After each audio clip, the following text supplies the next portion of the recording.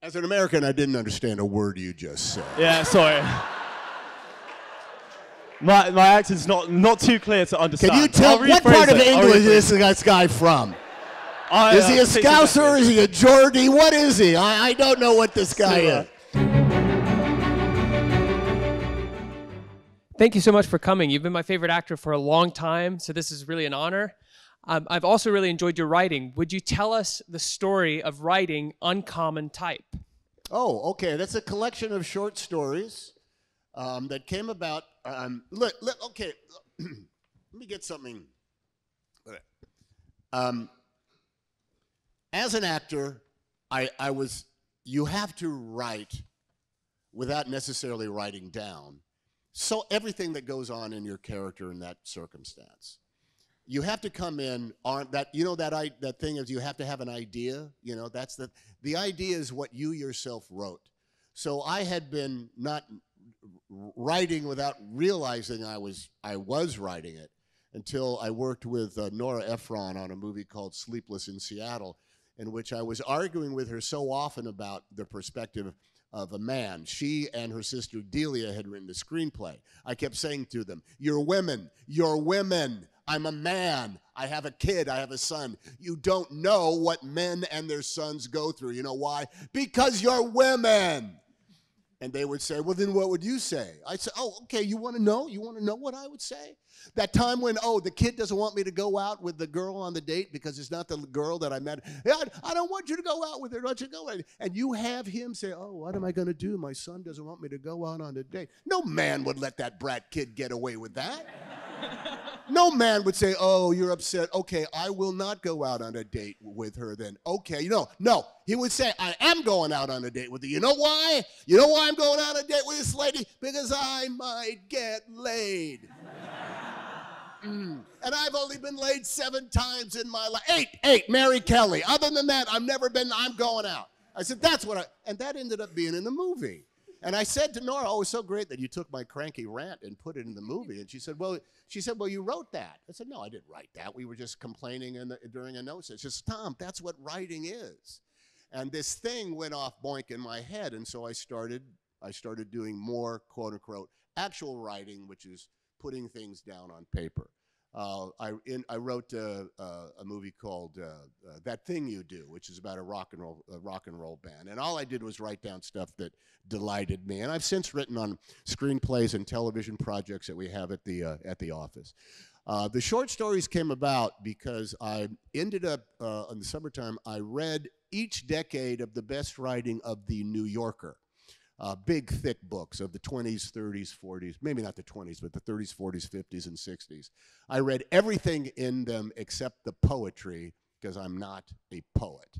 But everything else in there was scintillating writing, and from that, I ended up writing a short story that I ended up sending to a friend of mine, and he sent it to an agent, and the agent said, "I'm going to send this to the New Yorker," and the New Yorker published it, which was crazy. So the liberating aspect of writing for me as an actor is there's no collaboratives. You just sit down and you get to control everything yourself. So out of that came, "Would you like to do a collection of stories?" I said, "Well, I have about 8 in my head." And so we ended up doing it and ended up getting published. And lo and behold, loved every minute of it. Very hard work. I'm not, who was a writer in here? Show of hands. Okay. You guys know what this is, Isn't it great? "Oh, how did you write that?" I sat down at a desk for hours on end and tried to come up with the stuff that made sense that everybody could understand. Boy, that sounds like fun, doesn't it? Doesn't that sound like just a blast? But that is required. That's what it required. And I will tell you, there's one trick, one writing technique that I learned about. It's called the Pomodoro timer technique. Does anybody know what this is? Raise your hands if you know what the Pomodoro technique is. Oh, well, then I don't have to tell the story then. That relief of setting a timer for 25 minutes, writing, and as soon as the bell goes off, get up, walk away, do anything else for 5 minutes, and then come back. It's amazing how on task it keeps you and how fresh. And I have to say, that's the way I write now. When I write, I got to say, a morning goes by almost in the wake of a night. It takes a little bit of the sting off of being there all by yourself. But thank you for the question. I Thank you so much. That.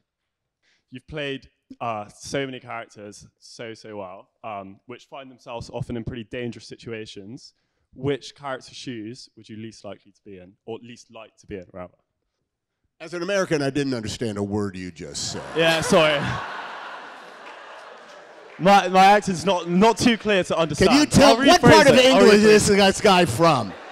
Is he a Scouser? Is he a Geordie? What is he? I don't know what this guy is. Did you make that? I'm sorry. Honestly, I'm sorry. The acoustics. The Bristol area, so a bit of a funny accent. But yeah. So what I was asking is, you've played so many characters really well. I've played so many characters really well. Dangerous situations. Yeah. Which character whose shoes? Oh my god, I've really fucked this up. I'm gonna get it right now. Okay. Out of all the characters you played, who find themselves in dangerous situations, whose shoes would you least like to be in? Which character's shoes would you least like to be in? Okay. Of course this happened. She's right, mate. Thank you very much for that. Really great question, there, mate. Great question. You know, I was trying to get away with some of the cinema, you know, like trying like a mate.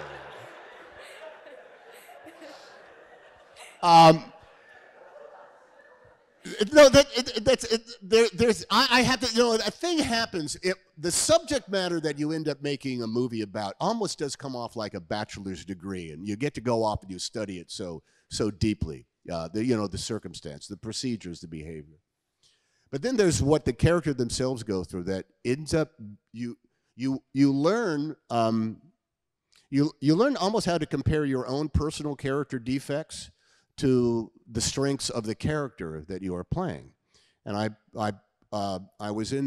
played Chesley Sullenberger, the pilot that landed on the saved everybody's life by landing on the Hudson.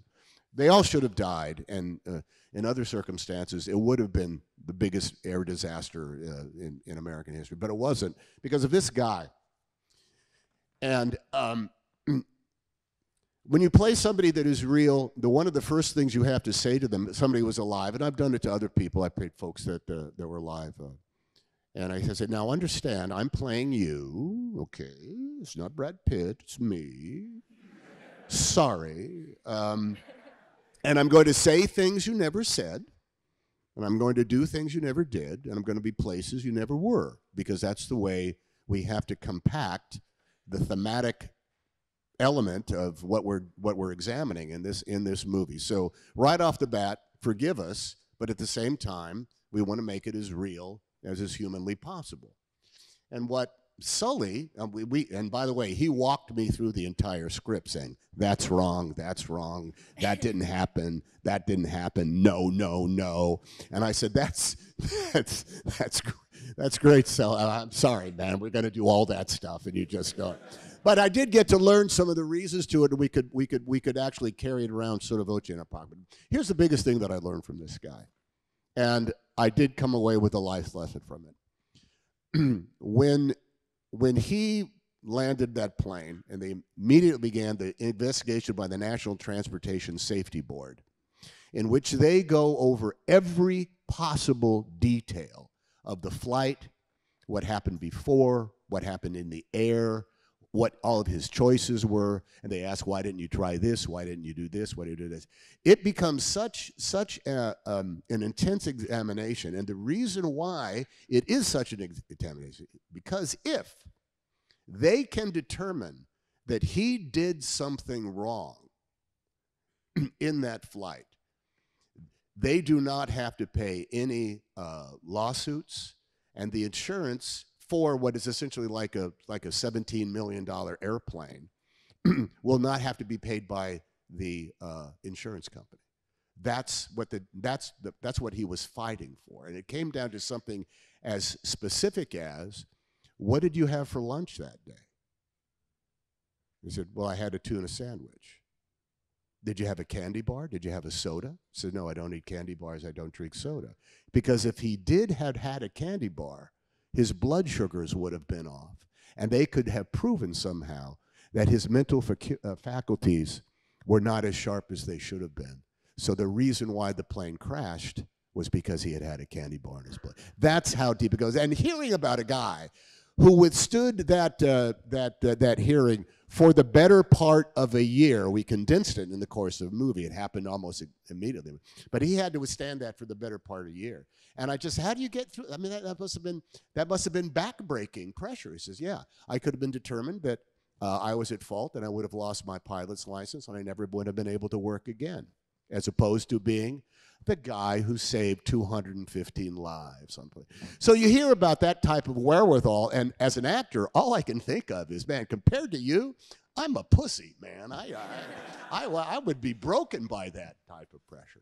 So whose shoes would I like to be in? I just like to be in the coolest shoes of whoever of any of those people. That not so much because of what they did, but because of they survived afterwards. You know, so much of our lives is what happened after, you know, we cross the Rubicon, so to speak. And those that do and then move on. I'm 67 years old, guys. I want to, you know, I want to stay fresh, and I want to stay on top of it. I want to stay interested, and mostly I want to stay curious and enthusiastic. Guys like Sully and guys like Richard Phillips, who I played in Captain Phillips and whatnot, they are still going on, and they are neither crippled nor completely defined by these moments that we turned into motion picture masterpieces. That's what they are. Let's take one more question from the audience, and let's go to the ex-president on the front row. Whoa, the ex-president. So what's she doing right and wrong? Shall we know?